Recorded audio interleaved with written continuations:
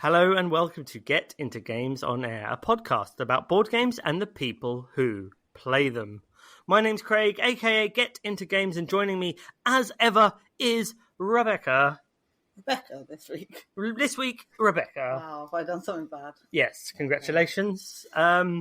This is episode 26. No more. It's a new thing. I'm trying something a little bit different. As always, the show is proudly sponsored by Rent, Shuffle and Roll, an amazing board game rental service. Head to www.rentshuffleandroll.co.uk and use the code GITG50 to get 50% off your first month's rental with Rent, Shuffle and Roll, and also help the podcast. Go on, help the little people. Today is episode 26. I may have mentioned that. I don't know. I'm rolling with the punches here, and we have a very, very special guest with us today. It is Mike from the wonderful Huffnomore board game company extraordinaires. Hello, Mike. How are you doing? I'm good, thanks. How are you two? You good? Yes, we're doing amazingly well. In today's podcast, we're going to be talking about your wonderful game coming to Kickstarter, Sakana Stack. Are we not? Yes, we are indeed. Good. I got the memo. I have some questions about how you say Sakana Stack, because I feel like Mike says it differently to you. Yes. Yes, I think so too. We'll get the ruling on the actual... We'll definitely get that. So yes, as always, we're going to throw some quick fire questions at Mike. We're going to hear about Mike's lovely board game menu, and we're going to talk about his Kickstarter, his and his wife's Kickstarter, when it's being launched, and and how to back it, follow them, and do all those lovely, joyful things. But first of all, Mike, how are you today? Are you doing well? Have you had a wonderful weekend? I have, thank you. It's been very nice. Lots of time with the kids, doing bits and pieces, sun shining, got some games in, which is always good. So yeah, been doing well. Makes a difference with the sun shining. What games did you play? But be playing a lot of games with my 8-year-old. He is absolutely obsessed with Zuli at the moment, so that's sort of permanently on the table, which is great. But also we're sort of stepping up a bit. We've got him on Jaws of the Lion, so we've been sort of working our way through that. So he's just started to kind of get everything and work it all together. Now he's telling me what to do. So very cool. I'm starting to think Chris from Unfringed Things is like sponsored everyone who comes onto this podcast to mention Zuli. There's something going on here, Chris. We're on to you. Cool. So I think it's always good to get to know people a little bit better by putting them under the microscope and a little bit of pressure. So why don't we, as always, go for our quick fire questions? Okay. Are we ready? First game you ever played? That will be probably Scrabble, Monopoly, those sort of games as a kid. A lot of traditional card games. So sort of grew up playing traditional card games from as young as I can remember, and then it sort of went to Monopoly, Scrabble, those type of games. First game you bought yourself? First game I bought. So getting into sort of more modern games, a friend introduced me to Penny Arcade, Gamers versus Evil, the sort of card drafting, sort of deck building type game, and that was the first sort of like modern game that I played, and just had such a blast. I had a really fun time playing it, and so that was the first one that I bought and played pretty relentlessly, and then got Dominion and everything else from there. So, a theme you would always play? Anything in a sort of a Japanese style, like art, nice artwork, that kind of painted style. Yeah, if I see that on the shelf, I'm immediately picking it up and taking a look. Okay. Favorite mechanism? Trick taking. I thought that might be the case. Favorite player count? I'd probably say 4. I think four's nice. A lot of trick-taking games play better with more players, which I play quite a lot. But even sort of some heavier stuff, I like having a table to kind of work with and play with. So yeah, I'd say 4. Yeah. What colour do you choose to play as? black if it's available. Oh, we've not had someone. No, I don't think so. plays black. Yeah. Most interesting place you've played a board game? I would say a couple of years ago we went family holiday to Italy, and I bought an Italian card deck and learnt to play Scopper, one of the traditional sort of Italian games, and sitting on by the lake playing Scopper with an Aperol spritz in hand. That was that was good times. That was good fun. Sounds good. How far have you travelled to play a game? Have you travelled further than Italy to play a game? No, that would definitely be the furthest I'd say. Played some games with friends we're visiting in the US and stuff, but I mean, yeah, other than that, probably like Aircon or something like that for me is quite fun. Yeah. A game that you would never want to play again? There's a couple. Enchanted Forest. Oh, okay. Purely because we got a friend of the family, their kid absolutely loves it, and because I'm like the board game guy, I always end up playing it, and I get bored and forget, and then I don't remember anything, and it goes on forever. So, but definitely that.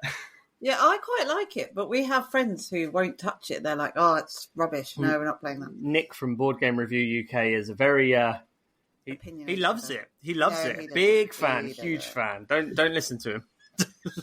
So, other than your Italy memory, do you have a favourite board game memory? I think it's so. Joss, my wife Joss is a sort of more of a reluctant gamer, I'd say. She's never really into games, and I've gradually sort of worn her down over the years. So I think those first couple of times where we played some games and they've really clicked and she's really enjoyed it, like Azul or Sea Salt and Paper. They're games that she's like, oh, can we play that again? So I think getting her kind of into the hobby I love was that's a really good memory for me. Cool. Your favourite convention? Now I know you've been to a few this year, so you might might not be one of the ones we know, but what's your favourite convention? I mean, so I only started going to conventions this year, so I've only got like that kind of initial view of each one. I mean, UKG was wild, but I think for me, I just really loved Aircon. I thought it was wonderful. We didn't go to exhibit, we just went to did a bit of play testing, but just to play and just to meet loads of people and play loads of games. I really enjoyed the atmosphere. It was great. Yeah, cool. The most beautiful game you own? I'd say Kanagawa. Do you know that one? The sort of, yeah. The one where you have it's got the lovely sort of sushi roll map where you play the cards off of, and you have your school and you paint the sort of the artwork. It's absolutely beautiful. Okay, and last question: in your opinion, the most underrated game that people don't know about, but is in your opinion, great? That's underrated. I'm gonna say just like a fun little party game, just because it's one that we play quite a lot in our game group. One of the guys brought down, it's called Cross Clues. I don't know if you've heard of that, but really simple. You get 2 words, and you just have to say one word to connect them in this kind of grid with a timer. And it's I never see it around anywhere. Never see it on Instagram, anyone posting or anything. So it's there's a sort of end of night party game. It gets a lot of table time with us. Is that the one with the crosses and the discs, and you have to write the words on the discs? No, you get words, isn't it? Yeah, you get a B C D F G and then numbers down the side, and you just get 2 words that connect, and you just have to say one word that connects them. And that's cool. That sounds fun. It's quite fun. Cool. Right. That was all the questions. I think we know each other a lot better now, and that's the end of our show. No. Cool. So, firstly, let's start from the beginning. Huffnomore. Reasons for the name.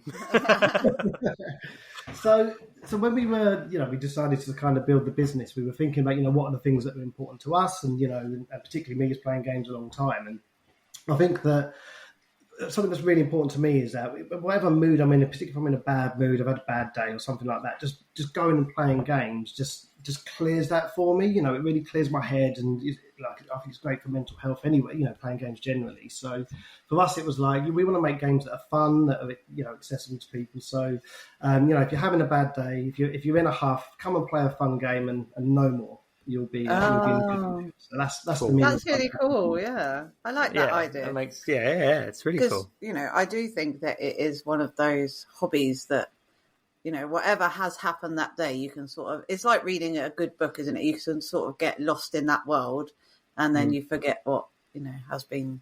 You can just escape into it. Yeah, that's really cool. Yes. So underneath the tagline, you've got create, play, uplift. Uplift. That's it. Yeah. What do those mean for you or the business?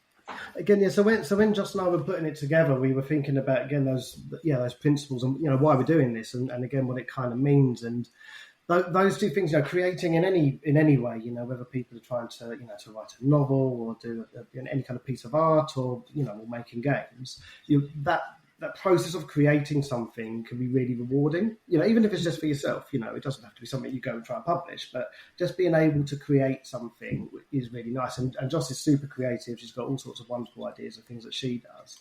And then again, going back to that play, that when you're having a bad day, being able to play, getting your friends and family together, I've got such fond memories as a kid of, playing card games together or, getting a card game out in the pub and things like that. So that play and both of those things together, we think could be really uplifting. So that's the kind of ethos behind the business and what we want to kind of show with Huffnomore. So so create and play, and then both of those things can uplift you. Nice. Yeah. That's cool.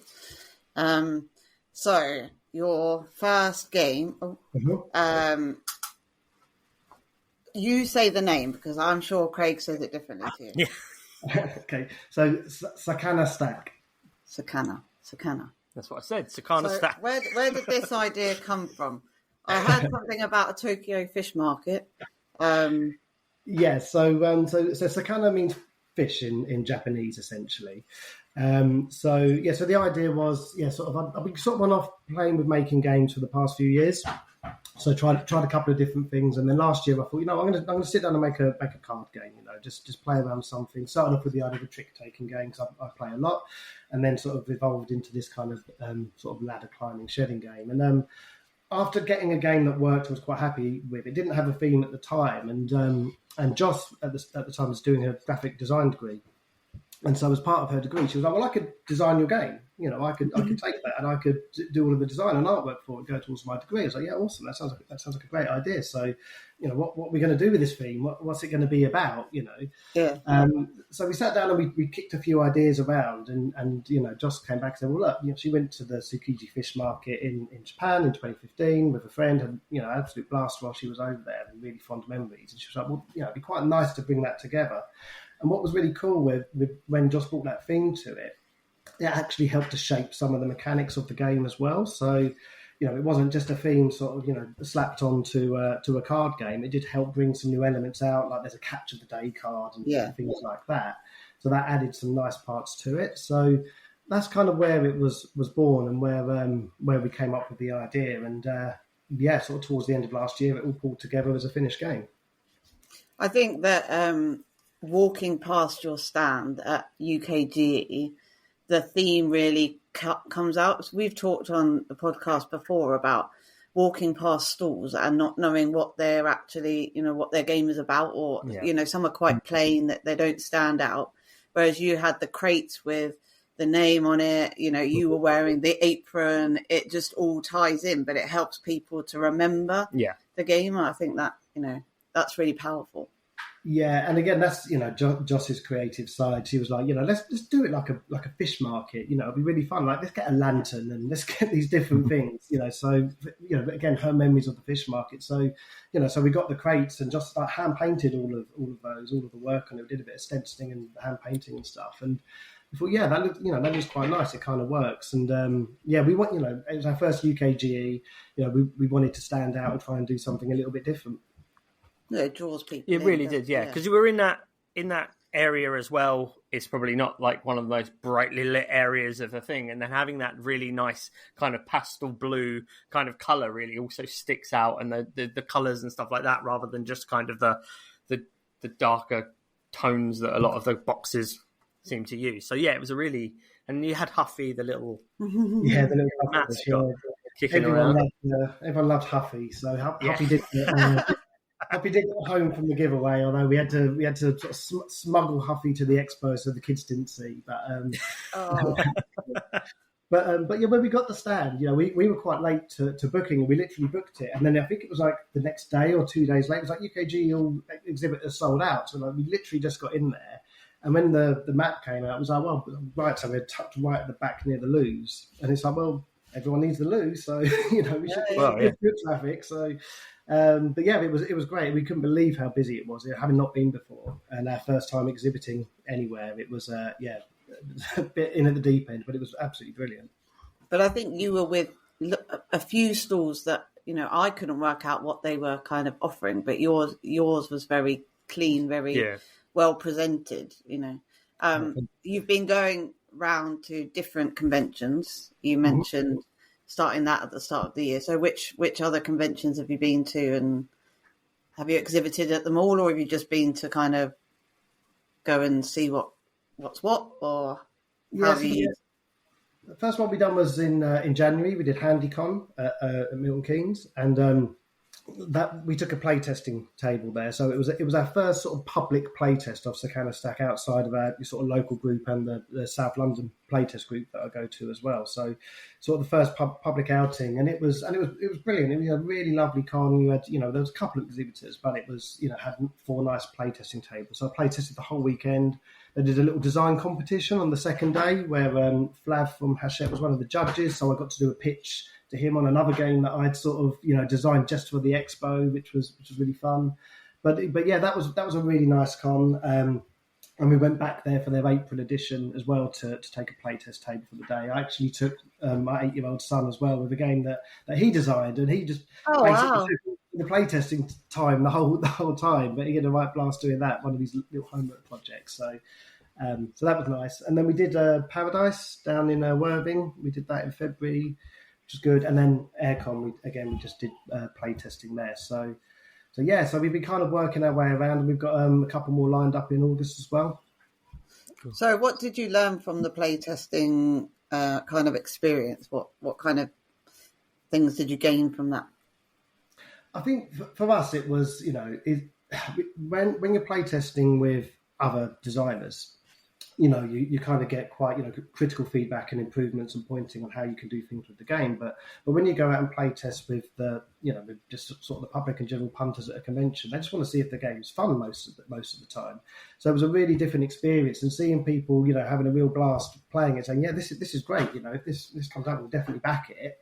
It kind of gave us that, affirmation that we needed to say, well, okay, yeah, we're going to push on. We are going to release this now. So that was really, really great. What we also got was a lot of feedback about the actual designs themselves, because one of the things that's really important to us is accessibility in gaming. So having the opportunity to play test with sort of colourblind play testers, visually impaired play testers, so that we could improve the designs to make them more accessible. We got a lot of that out of play testing as well. So both of the experiences, that really helped us shape what we do with the game. Is this how many is it? So this is obviously your first game too. Have you tried and tested other things, or is this the first kind of main game that you've created, or have you tried other ones and they're on the shelf and you've parked them, or this is the one?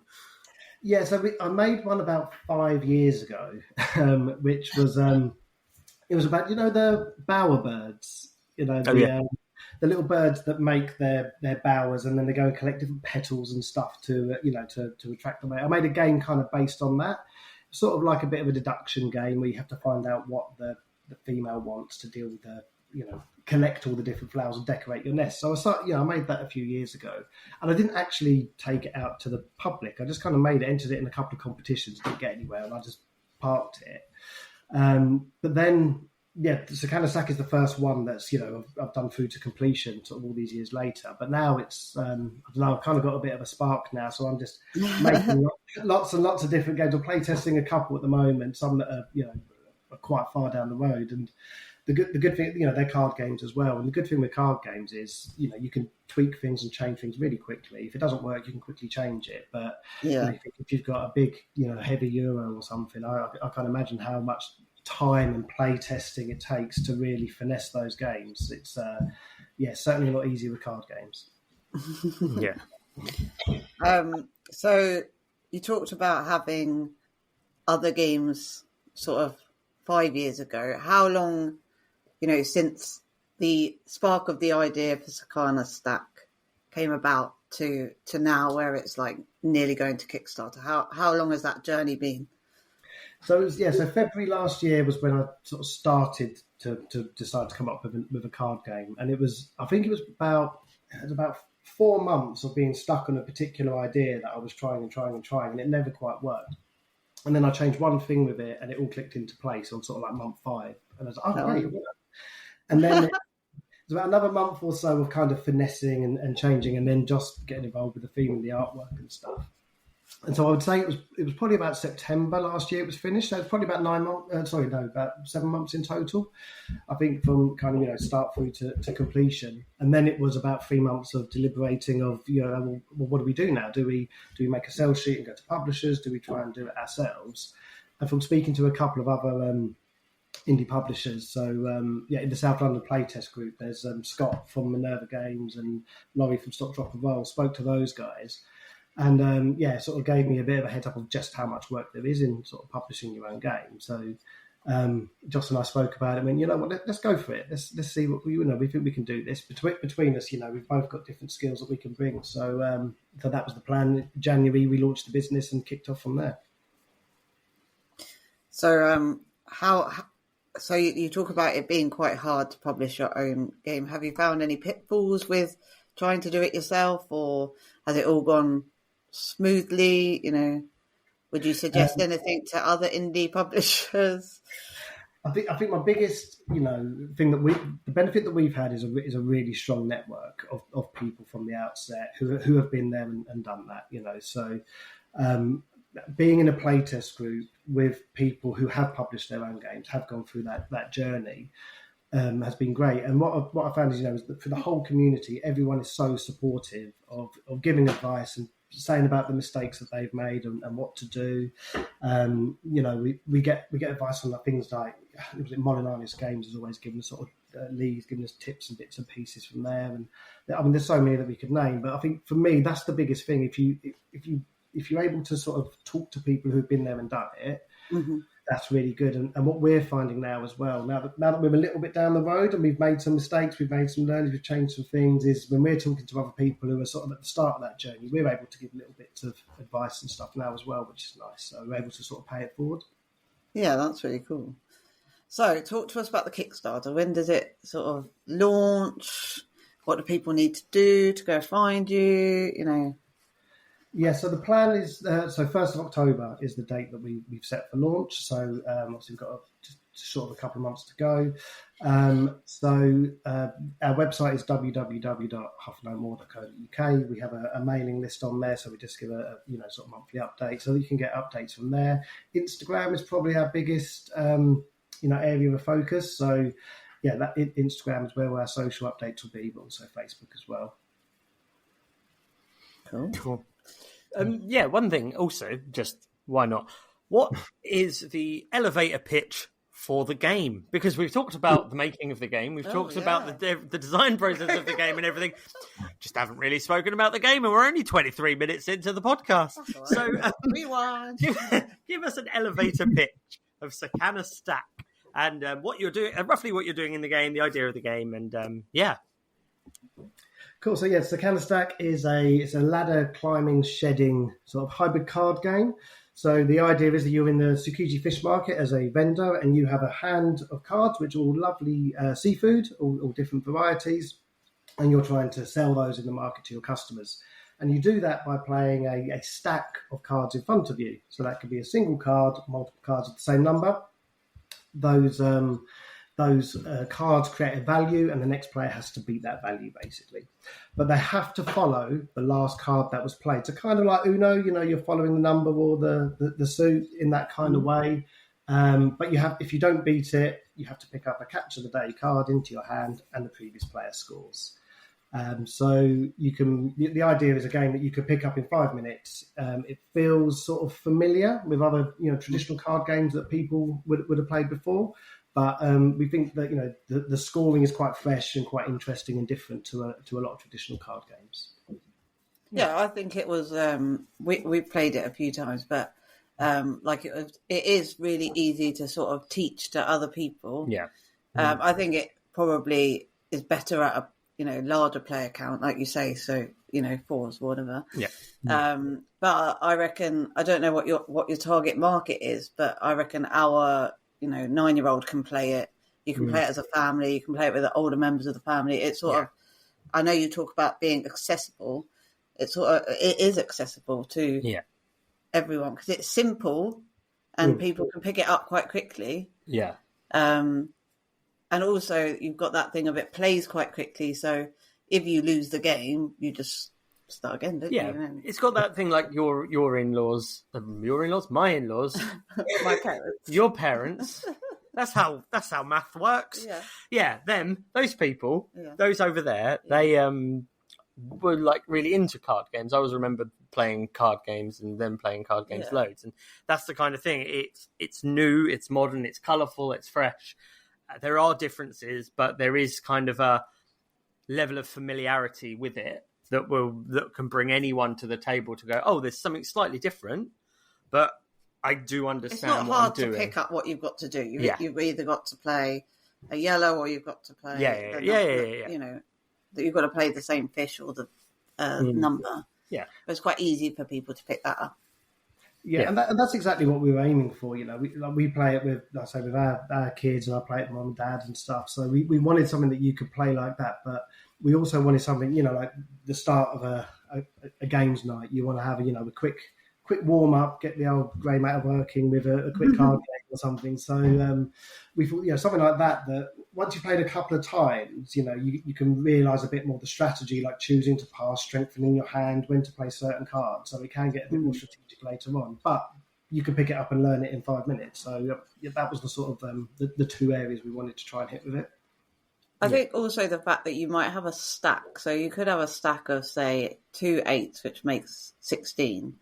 And then, someone passes, but you then score the top one. So now you only have a stack of 8, don't you? So so it reduces for the next players. So it makes it so then you can get back involved. It's not like some games, the stacks would just keep accumulating and then you can never sort of get back in the game. Whereas you scored 1 to the side, but actually now the next person has a chance to beat that stack of 8, which is quite that part of it for me was quite interesting. I thought that was like a new, fresh idea. That was good. So do you have? So you've talked a little bit about having other plans for other. On your Instagram, I think is Joss said she was interested in games, books, and puzzles. Right in the first post I think she ever posted. So what's in the pipeline for Huffnomore?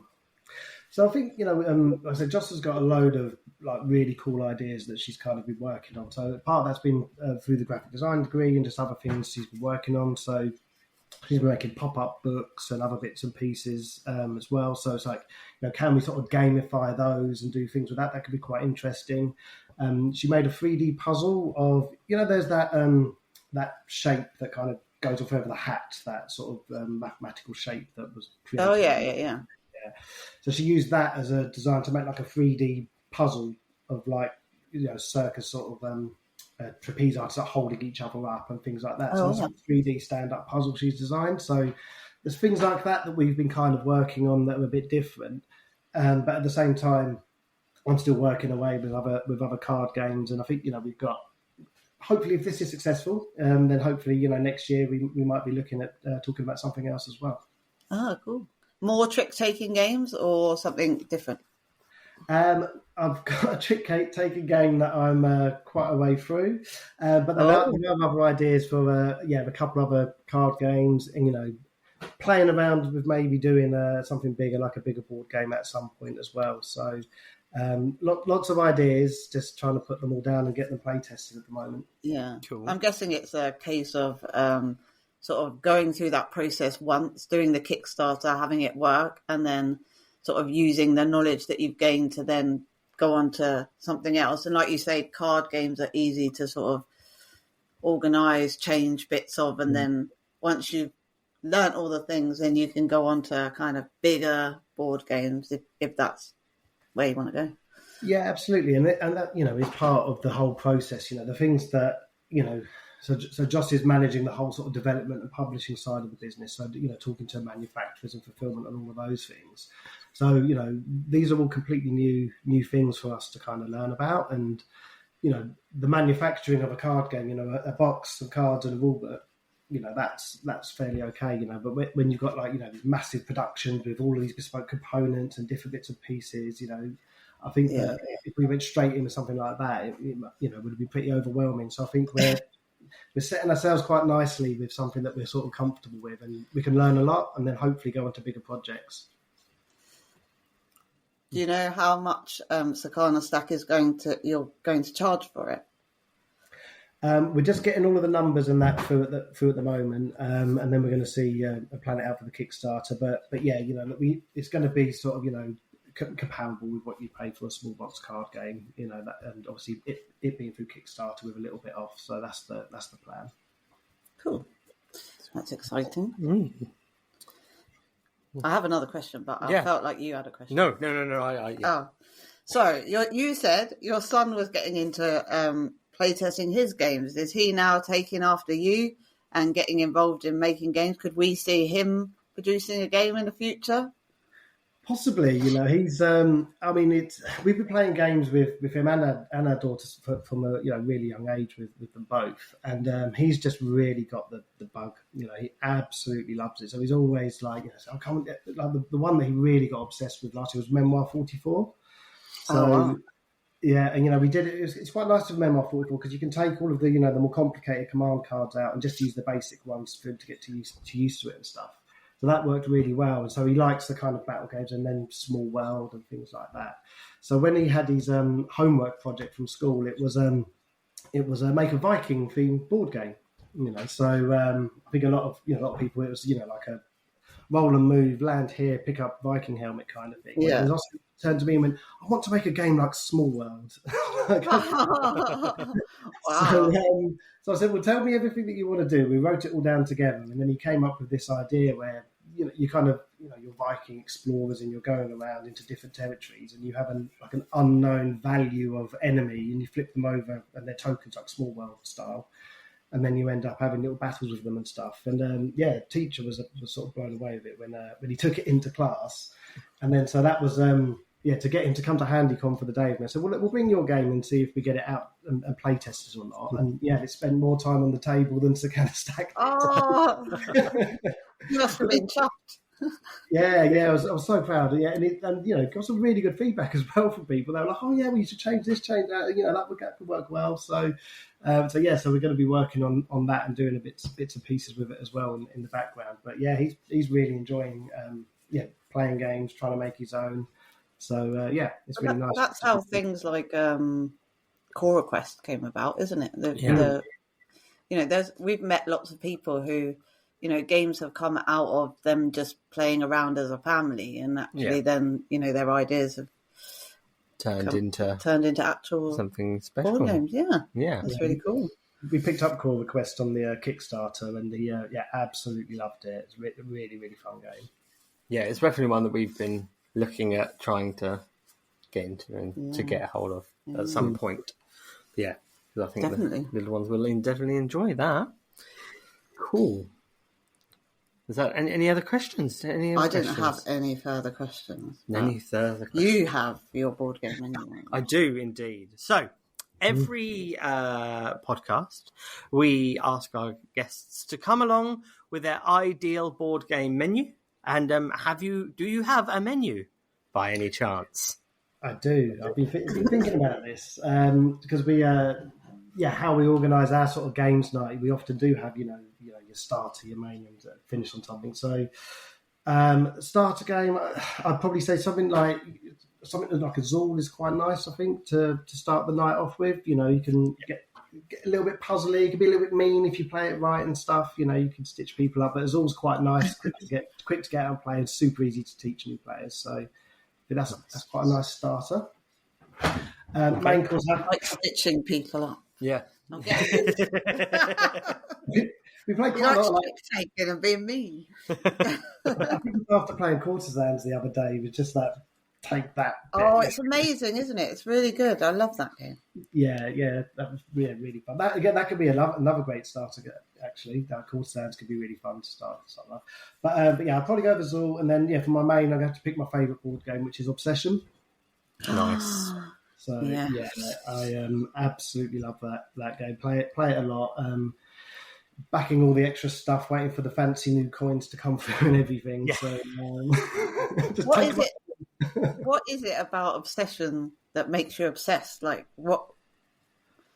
Yeah, it's funny because I saw just saw the box and saw the theme and stuff, and I was like, oh, okay, I don't know if that's really going to be for me, and I'm not too sure. And then I've heard people talking about it, how good it was. So, okay, I'll buy it and give it a go. And I don't know, there's just something about the kind of, as you play, the learning curve as it develops, it's so elegant and smooth. And then at the end, when you've got all of these crazy things and you're trying to shove all of your people into the big events and things. Yeah. It's just a really nice fun game. And yeah, so we'll have people round and we'll put on the BBC Pride and Prejudice soundtrack to play it to make it extra thematic. Yeah, we went and played it at Waddesdon Manor with the Cajun Gamer when he came over from America, and that was like the best experience. Like playing it in outside a massive manor house, like amazing. Yeah, it was. It's so good. Yeah, but it's a really interesting game because from the outside it doesn't look very much like. You have tiles that you turn over. There's nothing fancy necessarily about the way it's. I mean, the boxes in the box are nice, but like the actual tiles are just, coloured tiles. It's a perfect blend of mechanics with that worker placement, that kind of tableau of your characters that all have different abilities. That card play, that deck building, trying to move up your prestige so you can buy it. And then with the expansions, having the different using the right servants at the right time and the right order. There's a lot to that game that is just really nice. Yes, and your dessert. Sorry, we got way late. And my dessert, I'd have to pick an Oink game. I was having to think about which one. I've got a bunch of them, and we've got a lot in our group. So Startups is one that we play quite a lot. That's quite a nice end of the evening game. But I think I'd have to go with Maskmen because keep going with the kind of shedding sort of vibe. So I've not played that. Tell us about that. So it's essentially the sort of like luchador sort of wrestlers who are you have these kind of masks. And what's interesting with the cards is, unlike other games that don't have numbers on them, it's just all the different masks that you have, and you're playing how many of them that you need. But the way that you rank the different cards changes every time by ranking which wrestler is more powerful than the other one. So you have it's a very clever way of like manoeuvring the different masks around to determine strength. And you could be playing partway through the game and then change the strength in a different way that changes your whole hand. It sounds quite complicated, and you need a good teach. But once you got it there, and you start playing, it's really, really fun, and it's just a nice way to end the evening. That sounds really cool. Yeah, that's a really cool little menu. Yeah, I think that's pretty good. Yeah, we did have some peoples. I'll read that out next week. I'll do some shout next week. You haven't come prepared. I've come very prepared. I'm here. They didn't see what happened at the beginning. They don't need to know about the beginning. There's no edits in this podcast. So that brings us, I believe, to the end of our podcast for this week. Thank you so much to Mike from Huffnomore for coming on. And please make sure you're following along on Instagram and all of the social medias. Make sure you're following the Kickstarter and getting notified on that. Any final words of wisdom, Mike? Anything final to say to the loyal public? Just keep playing games, keep having fun. I think that's the key thing for me, really. Just keep enjoying games and being uplifted. Cool. So that brings us to the end. Thank you so much for listening. Please leave us that lovely 5-star review on your podcast catcher of choice. Feel like writing a little review, go onto Apple Podcasts and type out a little written review. We love to have those. We'd like one, please. And I'll read it on the podcast and I'll give you a $5. I won't. No money will change hands. I'm not waffling. Please remember to follow Huffnomore and get notified on the Kickstarter launch. And finally, remember to get into following Huffnomore. Yeah, trick taking. That's the one. Get into being mean. Being mean. No, don't be mean. Get into games. Thank you.